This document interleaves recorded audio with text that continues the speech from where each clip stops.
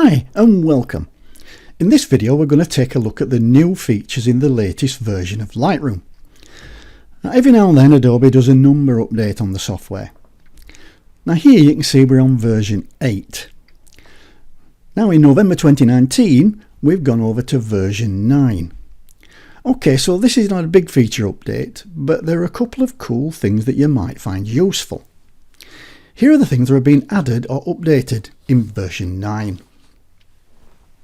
Firstly, we have a new feature added to the Panorama command that fills in any of the uneven edges after you've done the stitch. Now I know we already have boundary warp, but trust me, this is way better. We've now got the ability for multi-batch export. You can perform multiple export jobs for the same set of images, all at once. Lightroom will export one image for every preset selected. This is a real time saver. Next, we've got the ability now to export develop presets and preset groups. Starting with this release, you can now export a custom preset or a custom preset group from Lightroom Classic. Okay, next, you can now filter your folders, collections, collection sets and smart collections based on the colour label assigned to them. Next, we've got support for new cameras and lenses. And finally, we've got some other enhancements, some smaller things, which we'll go into later. Okay, let's get started. And let's start with the top of the list with fill edges.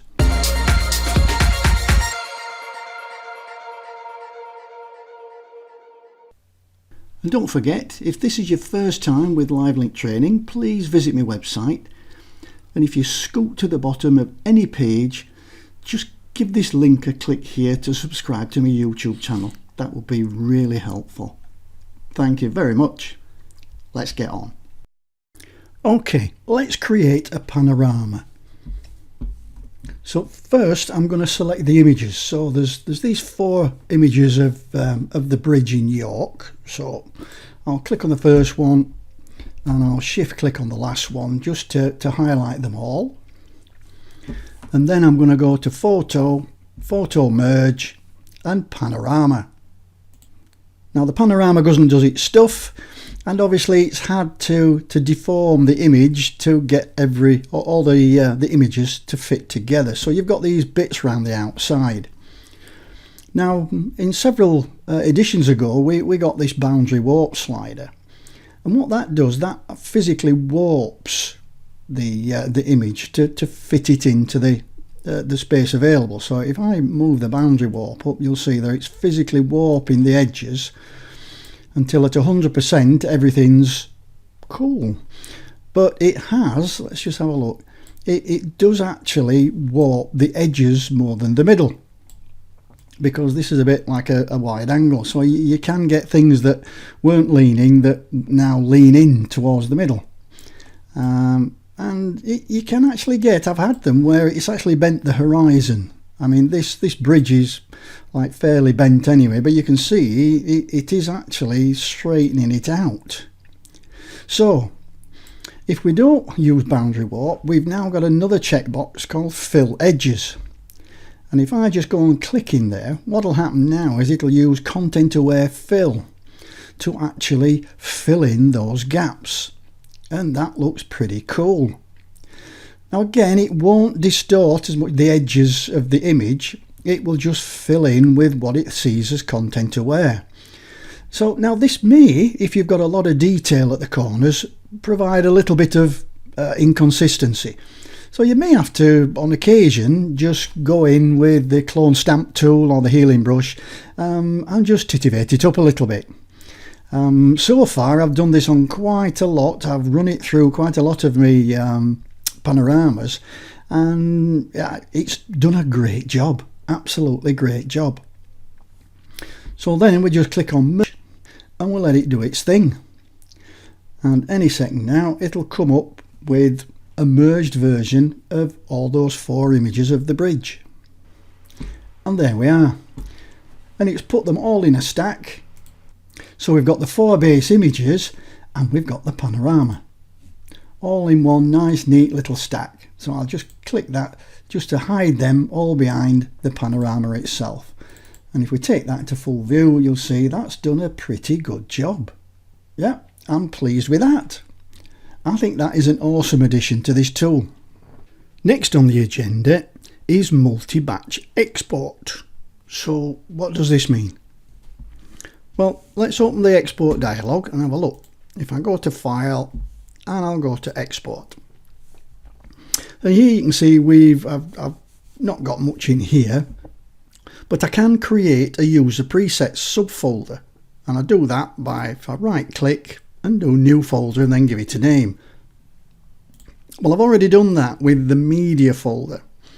And if I just open that up to show you what's in it, you'll see that I've actually got an export preset for Facebook, for iPad and for print. And you can have as many as you like. And what you can do is you can export at the same time or simultaneously. I think those words mean the same, don't they? Anyway, so if I just click on the Facebook one, you'll see that this, I've said I'm targeting a specific folder, which is Facebook exports on the desktop. And if I click on iPad, I'm putting these exports in an iPad folder. But you'll see that the actual image sizing and specification for the export is different. So if I go to Facebook, it's 800 by 800 pixels at 72 pixels an inch going into Facebook exports. I've got my iPad, which I'm just looking at 1600 by 1200 at 72 pixels per inch. And that's going into a subfolder called iPad. And then my print export, here I'm putting it in a subfolder called print exports, but I've just unticked the resize to fit box. So basically I'm going to get a full resolution, high resolution JPEG at a resolution of 300 pixels per inch. And I can select to do one or all of these at the same time. So if I put a tick in each of these, then what I'm going to be doing is exporting all three at the same time. Okay, let's see if that works. I'll just click cancel. So you need to select the images, which I've already done here. So I've clicked on the first one, shift clicked on the last one. So I want to export these for three different purposes. And then I'm going to go up to my file and down to export. And in my media folder, I'm going to put a tick in Facebook, a tick in iPad, and a tick in print. Now there's a little message here that says that if you're doing multiple presets, and I've selected 3, then some sections are hidden, so you won't be able to access everything. Again, you've just got to go for it. And now if I click export, you'll see up here now I've got 3 operations in process. So it's putting these images in 3 separate folders at 3 different specifications, which is pretty cool. Okay, so that's finished. Let's go and have a quick look at that. So here now I've got my Facebook exports, my iPad exports and my print exports.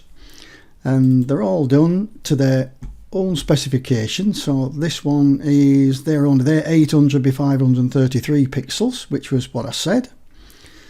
And if we just have a quick look at the print one, you'll see if I hover over that, that's 1.32 megabytes because it's 3861 pixels by 2574 pixels. So that is pretty cool.